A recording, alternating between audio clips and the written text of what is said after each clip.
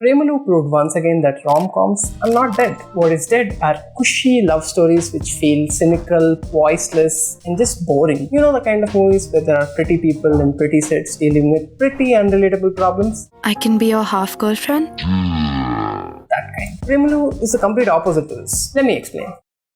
I'm not saying that Premalu is some gritty realistic drama talking about the ills of society. Premalu in fact does something that I would like to call cute realism. So let me define this made up term. It is the kind of realism that talks about real problems in society but uses a very cute and endearing lens to show it. These are not meant to shake you up but be very matter of fact about it, like yeah, this happens. I believe that this trait in the writing elevates what is a generic love story into something more fresh and original. The film follows the story of Sachin and Renu, two engineering graduates from Kerala who come to Hyderabad, one in pursuit of higher studies abroad and the other for a corporate job. How these characters eventually meet and fall for each other becomes the rest of the story. Sachin and Renu follow the typical romance cliche of opposites attract. Sachin is irresponsible, confused, underconfident and comes from a poor household. Renu on the other hand is responsible, confident, clear and comes from a rich household. Even their perception about relationships is different, where Renu comes from a happy household where the parents still love each other. Sachin comes from a broken household where the parents constantly bicker with each other. In typical romance movies, these differences would be depicted as quirks like, oh my god, look at her, she's so clumsy, or oh my god, look at him, he's so well put together and rich and stuff. But Premalu converts these quirks into understandable character traits. In the opening scene, Sachin does not stumble with a bunch of papers to show that, oh my god, he's so clumsy. He actually makes clumsy life choices throughout the film to be like, yeah, he's pretty clumsy, huh? He decides to join gate coaching because of a friend and then quits after a few days. He then wants to go to Chennai, but after seeing Renu, he's like, no, I'll stay here and do part-time job instead. Very clumsy. Renu on the other hand is not some girl boss who's tough and doesn't care about other people's feelings and all of that. She's responsible, so she takes up a safe corporate job, and because she wants a trustworthy life partner, she has a bunch of qualities for an ideal husband. To show that these characters are opposites, they dedicate an entire song where they show that these characters have different lives and not just some made up quirks. In the song, one can notice the obvious class divide between Sachin and Renu, but the film never makes you feel like, oh, look at that poor Sachin. Renu might buy booze from a fancy Tasmac and Sachin might drink in a small local bar, but who's to say that they're not happy within their own lives? One of the best ways the film depicts this class divide is this small moment where Sachin enters an AC compartment for the first time, and because he's never been there, he starts like, നമസ്കാരം എന്താ കാണിക്കുന്നേ അല്ല AC compartmental എങ്ങനെയാ പെരുമാറേണ്ടതെന്ന് എനിക്ക് അറിയാൻ പാടില്ല സിസ്റ്ററെ. The film makes a definitive point about class divide where Renu is clearly more privileged than Sachin, but it still makes Sachin more endearing than pitiful. There are contradictions within these traits which make them more human and real. Renu would like to be an independent woman, but she still wants to marry a guy with a big job who can take care of her. Sachin is confused while making decisions throughout the film, but once he decides that he likes Renu, he sticks to with her till the end. The other characters like the friends Amal Davis and Karthika are more than just sidekicks. They have their own lives, goals and relationships. You can actually see these characters exist outside of Sachin and Renu's love story. All these characters at multiple points in the film act out of self-interest, which makes them feel more real. Sachin, after finding out that Adi might be a better fit for Renu, he's not like, Renu's happiness is my happiness. But he's like, no, I like her and I would prove that I am a better fit for her. Even Renu's eventual realization that she might be actually into Sachin happens only after Karthika leaves her and now she's alone in the city and she's like, maybe I do like this boy. Even the way Karthika tells Sachin to stay away from Renu is so rude. നീ ആദ്യം നിന്റെ career എന്താ തീരുമാനിക്കേ, എന്നിട്ട് പ്രേമിക്കാൻ നടക്ക്. ഇതൊന്നും പറയണ്ട, രണ്ടുപേരും ഞങ്ങൾ താമസിക്കുന്നതിന്റെ അപ്പുറത്തൊന്ന് താമസിക്കാം.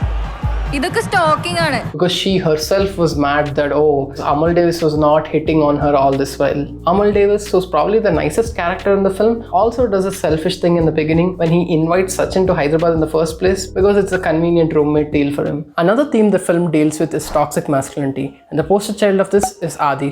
Adi is a senior at Renu's workplace, a rich, well put together guy who on the surface has everything that Renu wants from her ideal husband. Instead of giving a blanket social message about how toxic masculinity masculinity is bad and how men should embrace their feelings, the film just constantly makes fun of this alpha male type character because they are funny in real life. The film also draws parallels between Sachin and Adi and their differing forms of masculinity. Adi from the beginning is controlling, try-hardy, egotistic, and just refuses to express his feelings. He calls himself a feminist, not because he believes in the ideology, but because he thinks it makes him more desirable for other women. Sachin, on the contrary, has no control over his circumstances, is messy, sensitive, and is okay being vulnerable. He even expresses his feelings towards Renu from the get-go. The film is set in Hyderabad and portrays the city better than most Telugu films. Through this aspect of the story, the film touches on linguistic and cultural barriers between Kerala and Hyderabad. This is something that most of us experience when we move to different cities and different states. The way they show it is again through small bits of humor here and there.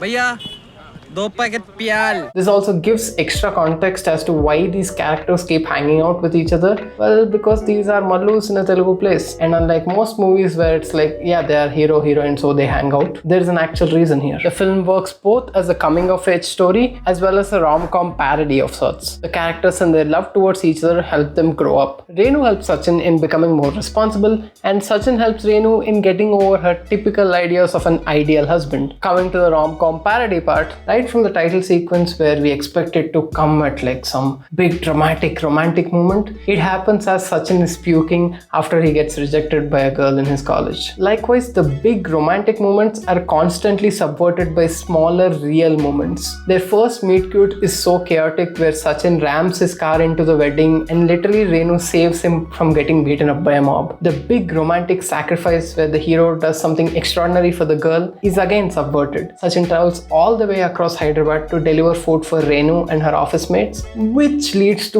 Renu getting food poisoning and getting diarrhea. After finding out about this, Sachin does some big gymnastics again to make some Ayurvedic medicine from this grandmother and then take it all the way across the railway station and all of that. Even the big proposal happens so casually in an internet cafe when Renu is filling up his resume. അതേത് പെണ്ണ്? ആ പെൺകുട്ടി ഇപ്പം എൻ്റെ തൊട്ടുമുമ്പിലിരുന്ന് എനിക്ക് CV റെഡിയാക്കി തന്നുകൊണ്ടിരിക്കുക. നീ എന്നെ പ്രപ്പോസ് ചെയ്തോണ്ട് ഇപ്പൊ കേട്ടെ? കേട്ടിട്ടെന്ത് തോന്നി? എനിക്ക് കിട്ടാവുന്നതിൽ വെച്ച് ഏറ്റവും വേർസ്റ്റ് പ്രപ്പോസൽ ആണെന്ന് തോന്നി. And she again subverts the cliche breakup line. നിനക്ക് മറ്റേ ഡയലോഗും കൂടി പറയായിരുന്നില്ല ഒരു ഭംഗിക്ക്? എന്ത്? നിനക്ക് എന്നേക്കാൾ നല്ല പെണ്ണിനെ കിട്ടുന്നു. ആ അതിലെനിക്ക് സംശയമുണ്ട്. കാരണം എനിക്ക് എന്നെ പറ്റി നല്ല മതിപ്പുണ്ട്. And this entire scene from the proposal to the rejection ending in this is so funny. അല്ല ഇപ്പൊ ഇതിന്റെ പൈസ ആര് കൊടുക്കും? कितना है? 50. 50 नहीं है. केरला में 10 को मिलेगा. అలాగే కేరళ వెళ్ళి తీసుకోపో. The proper rejection happens after a few days and again played out very casually. But this time the casual nature of it makes it feel more bitter and mean. The fact that Renu says this നിനക്ക് കിട്ടിയ ആദ്യത്തെ rejection ഒന്നുമല്ലല്ലോ ഇത്, ആണോ?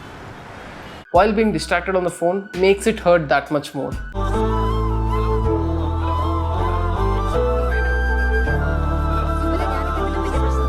The big hero-villain confrontation is first subverted by just making it a drunk verbal banter. I came prepared. Come. Fist fight. Sreeni, സ്ത്രീകളും കുട്ടികളും മാറ്റി നിർത്ത്.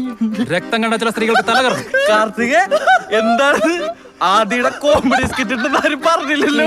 And the big physical confrontation where Sachin will finally go beat up Adi is again subverted by letting Renu take things in her own hand by pepper spraying all of them. This moment also could have been played off as a big girl boss moment, but like everything else in the film, it just plays out very casually. Finally, the big airport climax does not end with the characters making big sacrifices. Sachin does not decide to stay back in India and be with Renu, nor does Renu decide to accompany him abroad. The final dramatic kiss is replaced by an innocent, warm hug, which is reflective of their innocent bond. എനിക്കത് വിശ്വസിക്കാലോ അല്ലേ? ഞാൻ ഇനി single അല്ലല്ലോ. അല്ല. There's a very silly notion among film reviewers that every story needs a unique idea and a unique story. Even a formulaic story like the one in Premlu can work with the right flourishes in the writing, great performances, and amazing presentation to go along with it. And that's the video, guys. We'll be making more such video essays. We have one coming up on Avesham and another one on Ante Sundaraniki. I hope you are liking these new essays. If you do, like this video, share this video, and subscribe to the channel.